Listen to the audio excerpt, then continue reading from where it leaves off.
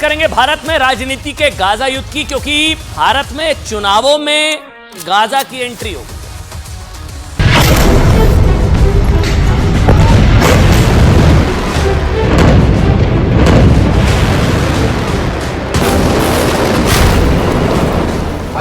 तालिबान का उपचार तो बजरंगबली की गदा ही है। गाजा में इजराइल तालिबानी मानसिकता को कैसे कुचलने का काम कर रहा है। अगर कांग्रेस कहीं से दुर्भाग्य से सफल होती है तो फिर तालिबानी मानसिकता हावी होकर के महान बेटियों की इज्जत के साथ खिलवाड़ करेंगे। मैं आप सबसे विनती करती हूँ कि हम 2 मिनट सब लोग मौन रखें और फिलिस्तीन के शहीदों के लिए दुआ करें। अपना राज्य संभलता नहीं है, चले आए यहाँ माहौल बिगाड़, राजस्थान की जनता जवाब देगी।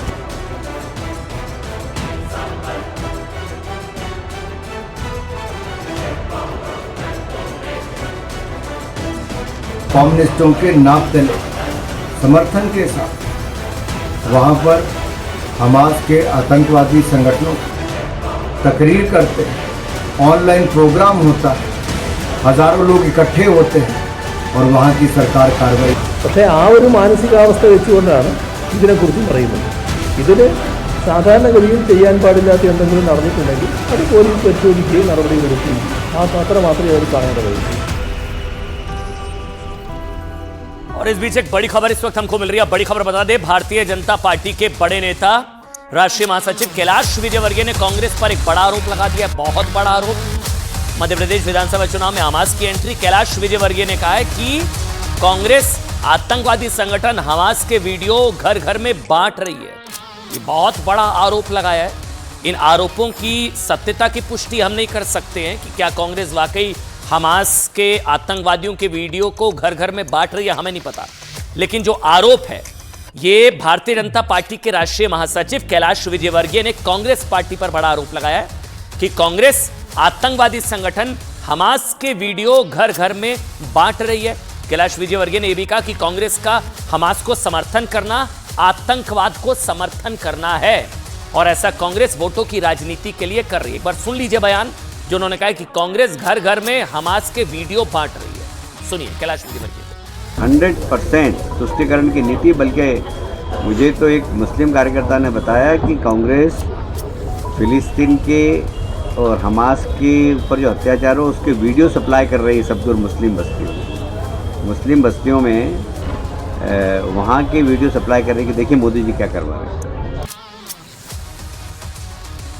सोचिए, अभी मैंने आपको बताया था कि बाइडेन को वहाँ 60% वोट मिल रहे थे मुसलमानों के वोट कर चाहे 16-17% जो रह गए हैं, जो सर्वे हुआ है। शायद ये डर यहाँ पर भी हो, इसलिए गाजा का, फिलिस्तीन का समर्थन, कुछ जगह हमास का भी। लेकिन जो दावा यहाँ पर कैलाश विजयवर्गीय ने किया कि कांग्रेस पार्टी हमास के आतंकवादियों की क्रूरता के वीडियो घर घर बांट रही है, ये कैलाश विजयवर्गीय का आरोप है। इसके आरोपों की सत्यता की पुष्टि कांग्रेस पार्टी कर सकती है। लेकिन इजराइल हमास युद्ध का आज एक मोर्चा राजस्थान चुनाव में भी खुल गया। राजस्थान चुनाव में बीजेपी का प्रचार करने के लिए पहुंचे उत्तर प्रदेश के मुख्यमंत्री योगी आदित्यनाथ ने एक ऐसा बयान दिया जो देश में हमास से राजनीतिक हमदर्दी रखने वाले लोगों को बहुत चुभ रहा होगा। आज योगी आदित्यनाथ ने हमास के खिलाफ इजराइल की सेना का खुला समर्थन कर दिया। योगी आदित्यनाथ ने कहा कि इजराइल गाजा में तालिबानी मानसिकता को कुचलने का काम कर रहा है। चुनावों के अंदर, विधानसभा चुनाव में गाजा और तालिबान की एंट्री, और उन्होंने कहा कि तालिबान जैसे सोच वाले लोगों का इलाज बजरंगबली की गदा ही है। पहले आप गाजा युद्ध पर योगी का वो बयान आपको दिखाते हैं जो हमास प्रेमियों पर स्ट्राइक की तरह है, फिर आपको बताएंगे कि भारत की राजनीति का गाजा युद्ध क्या है और भारत में इजराइल और फिलिस्तीन की राजनीतिक लड़ाई का मतलब आखिर क्या है, और आने वाले विधानसभा चुनावों पर क्या इस गाजा प्रेम, हमास, फिलिस्तीन, इजराइल, क्या इसका असर होगा। लेकिन पहले सुनिए योगी आदित्यनाथ को। देख रहे हैं ना इस समय गाजा पे इजराइल तालिबानी मानसिकता को कैसे कुचलने का काम कर रहा है। सटीक एकदम निशाना मार मार कर। भाइयों बहनों, अराजकता और गुंडागिर्दी या आतंकवाद सभ्य समाज के लिए सबसे बड़ा कलंक है। भाइयों बहनों, तालिबान का उपचार तो बजरंग बली की गदा ही है। मतलब यानी देखिए, गाजा युद्ध पर बीजेपी का स्टैंड बिल्कुल लाउड एंड क्लियर है, देश की सरकार का, भारत का, कि हम लोग इजराइल के साथ हैं, फिलिस्तीन के भी साथ, लेकिन हमास के साथ नहीं। 7 अक्टूबर को इजराइल पर हमास के आतंकवादी हमले के बाद प्रधानमंत्री नरेंद्र मोदी ने इसे आतंकी हमला बताया था। यानी भारत ने ऑफिशियली, भले ही हमास को आतंकवादी संगठन अभी नहीं माना हो, लेकिन प्रधानमंत्री ने हमास की हैवानियत को आतंकवाद कहा, आतंकवादी घटना बताया था। प्रधानमंत्री नरेंद्र मोदी के बाद योगी आदित्यनाथ ने भी हमास को तालिबानी विचारधारा वाला संगठन बता दिया है। योगी के इस बयान से इंडी अलायंस को काफी परेशानी शायद हो सकती है। क्योंकि मैं ऐसा क्यों कह रहा हूं? क्योंकि योगी आदित्यनाथ जिस हमास को तालिबानी विचारधारा वाला आतंकी संगठन बता रहे हैं, वहीं इंडी अलायंस वाले राज्यों में हमास के आतंकवादियों की वर्चुअल रैली हुई है ना केरल में, वो तो इंडी अलायंस का ही पार्ट है। और हैरानी की बात यह है कि हमास के आतंकवादी की वर्चुअल रैली से इंडी अलायंस में शामिल किसी पार्टी को अब तक कोई प्रॉब्लम नहीं हुई है। इसलिए मैं कह रहा हूं, इन चुनावों पर हमास, गाजा, क्या इनकी एंट्री होगी? वैसे कांग्रेस की संवेदनाएं देखिए, आप जानते हैं कि इजराइल के लिए भले ही ना दिखाई दे, मतलब फिलिस्तीनी दूतावास जाएंगे, इजरायली दूतावास नहीं जाएंगे। इजरायली दूतावास चले जाएंगे तो फिर शायद संभवतः एक वर्ग के वोट चले जाएंगे, ऐसा कांग्रेस पार्टी को लगता है। ऐसा है नहीं।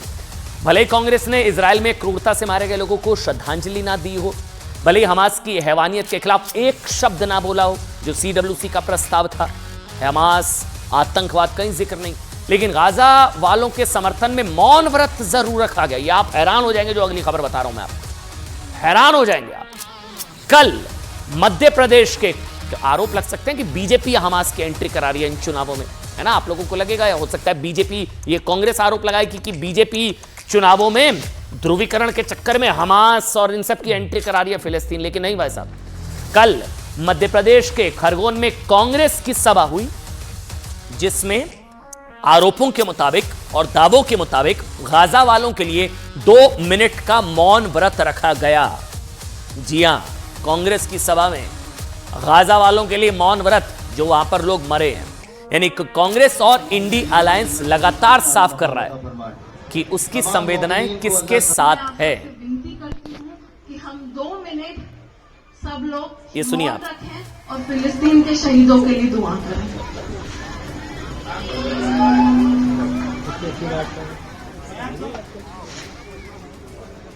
भैया, अगर उस मुकद्दस सरजमीन के तमाम शहीदों को जन्नतुल फिरदौस में आला मकाम अता फरमाए, तमाम मोमिनीन को अल्लाह सब्र जमील अता फरमाए, अल्लाह हमारे बाजू में वो कुव्वत अता फरमाए ताकि हम उसका तबादला। मैं आप सबसे विनती करती हूँ कि हम ये 2 मिनट कांग्रेस की सभा सब लोग, और चुनावों में फिलिस्तीन और गाजा इसकी एंट्री, भले कांग्रेस गाजा और फिलिस्तीन के लोगों के लिए मौन व्रत रख रही है, तो फिर इजराइल के 1400 लोगों के जो नरसंहार हुआ उसके लिए भी रख लेती। और सोचे ना, कांग्रेस महासचिव प्रियंका गांधी वाड्रा यूएन में गाजा युद्ध विराम के प्रस्ताव पर भारत के अनुपस्थित या वोट उसके पक्ष में नहीं दिए जाने को लेकर नाखुशी जाहिर कर चुकी हैं। प्रियंका वाड्रा ने सोशल मीडिया पर पोस्ट में कहा था कि गाजा में मानवता के हर कानून की धज्जियां उड़ाई जा रही हैं, लाखों लोगों के लिए खाना, पानी और बिजली रोक दी गई, और ऐसे वक्त में गाजा युद्ध विराम पर वोटिंग से अलग होकर भारत की सरकार ने अच्छा नहीं किया। और प्रियंका गांधी से पहले कांग्रेस ने एक प्रस्ताव बाकायदा फिलिस्तीन का खुलकर समर्थन किया था, लेकिन इस प्रस्ताव में कहीं भी इजराइल के उन लोगों के लिए, मतलब हमास का जो आतंकवादी हमला था उसका जिक्र नहीं था। हमास के आतंकवादियों ने बेहद क्रूरता से मारा था। यही नहीं, कांग्रेस के नेताओं का एक प्रतिनिधिमंडल पहुंच गया था फिलिस्तीनी दूतावास, इजरायली दूतावास नहीं गया। इसलिए सवाल यह कि विपक्ष राजनीति का गाजा युद्ध इसलिए लड़ रहा है ताकि उसे हमास से हमदर्दी रखने वालों के शायद वोट मिल जाएं।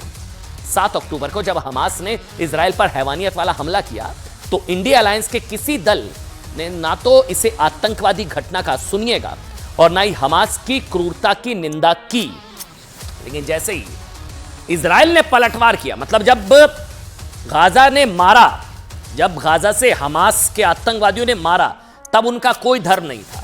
लेकिन जब इजराइल ने पलट कर मारा तो शायद उन सबका धर्म याद आ गया, तब मानवता याद आ गई, तब इंसानियत याद आ गई, तब हैवानों पर रहम की बात हुई। जैसे इजराइल ने हमास के आतंकवाद को मिटाने का संकल्प लिया, वैसे ही कांग्रेस और विपक्षी पार्टियों को फिलिस्तीन और गाजा की चिंता सताने लगी। तो ये चिंता चुनावों के नतीजों में चिंता बढ़ाएगी या घटाएगी, ये वोटर तय करेंगे। थोड़ा सा ब्रेक।